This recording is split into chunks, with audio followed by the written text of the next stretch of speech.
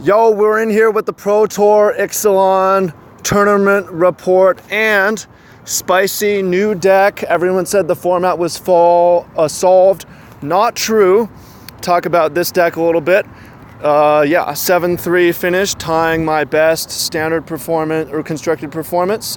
Unfortunate 3-3 draft result. I think I did okay, but I was underprepared, so can't be too mad about it. Drafts went well as discussed, but the draws did not. Oh well, ran well last season, and happy with this result. 10-6, got about 6 pro points, and teammate John Rolfe in the top 8. That's gas. Yeah, we pretty good at putting teammates in the top 8, although John was not playing this deck, he was playing mono red. Okay, welcome in. Much love, Trav here. Appreciate you. Glad to have you with me. And a lot on my mind. I talked about in the videos I've been putting out. My mind is in other places for sure. I have this weird thing for Magic tournaments where I don't enjoy testing, but I do so obsessively because I'm not going to go and not try to win. I generally don't enjoy the tournaments that much. There's other things I could be doing. But when the tournaments are over, I'm like, that was awesome experience. And I'm looking forward to the next one. Not as much as before, maybe. It was interesting. I was less excited, more calm. The losses and the wins didn't affect me quite as much.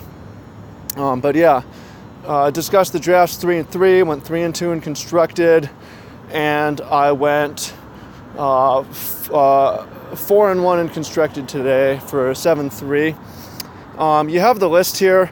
I'm not going to give you the full plans of the deck because one, we have guys in the mastermind who are going to be playing it and I want to save it for the insiders.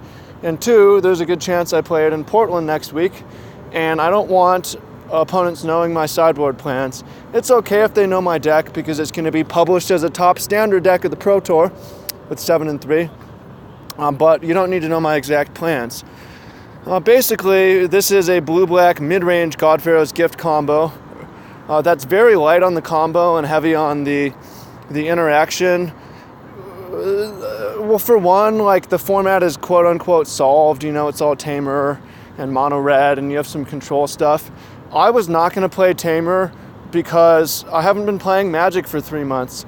I haven't played Energy much at all. I played it once at GP Utrecht last year with Marvel. And I knew I would be disadvantaged, realistically, playing a bunch of Tamer mirrors. And I would do better playing a deck people didn't know what I was doing, didn't know how I was sideboarding, something I could juke with. They wouldn't know, they'd make mistakes, have to read my cards and stuff like that. Well, first of all, you guys so that's what we did.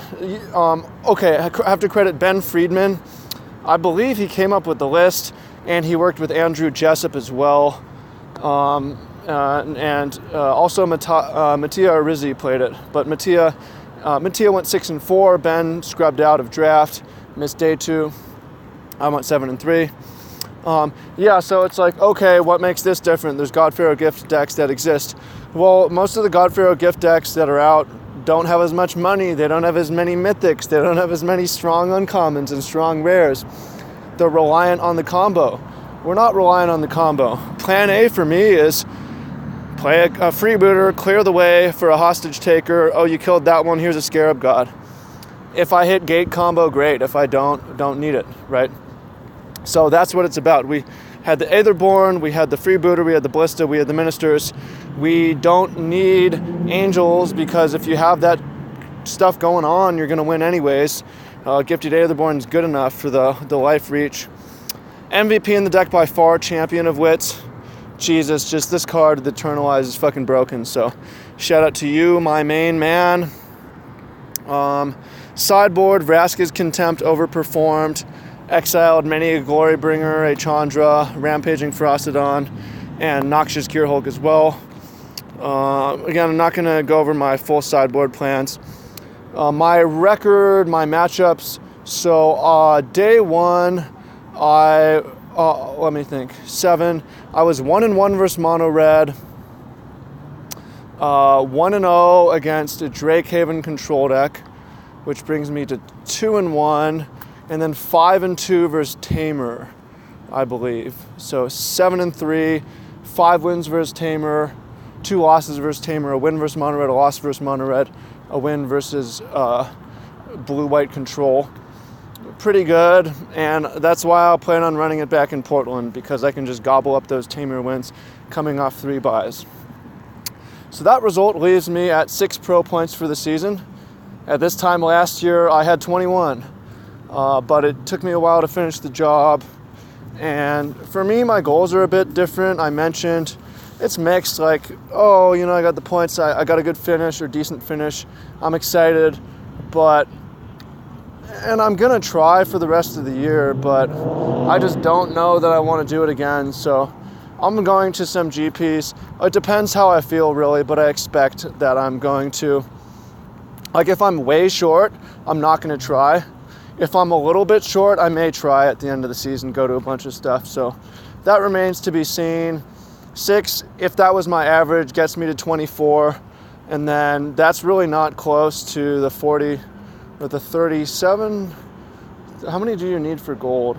I forget. 30, they bumped it 37, 24. I would also need to top 8 at GP and have a couple decent GP results. So, Pro Tour spike or bust. Anyways, that's the deck. I'm excited to chill out now, hang out, go out with some of the guys in the team. I'm going to dinner at Whole Foods. I didn't mention that. I ate all my meals at Whole Foods this week, and I felt great. Everyone's going out as a group. Fuck it, I'll meet up with you guys later. I'm going alone to Whole Foods, and I'll perform better and feel better, and I felt great. I feel good. And then I'll see you guys in Portland, Santa Clara, and make my way to Bilbao. I may stop in Houston or London beforehand, not sure, and then I'll be in Lyon, and then I'm probably going to take a 3-month break after that up until the next Pro Tour, and then decide. I don't have to plan it out yet. So, and I may just do that, 3 months on, 3 months off, maybe, because one thing that I've been thinking about is like lifestyle. My life in Hawaii, what I was doing was way more fun. But I also was so busy with the farm work that I didn't have time to write a book. I didn't have time to publish projects and update my business. And I don't necessarily enjoy writing and doing all these projects, but I do find them fulfilling, and I know that I'm probably of better service to society and humanity when I'm really active online, even if I don't enjoy it. So the possible answers are sacrifice my fun, or sacrifice my service, or do it seasonally. That's what I've been doing. That may be the continued answer. I'm not sure. I'll figure it out as I go. One of the best advice I ever got was from my friend, Jeff Ostrov, who told me, you've already got it all figured out, you just don't know it yet.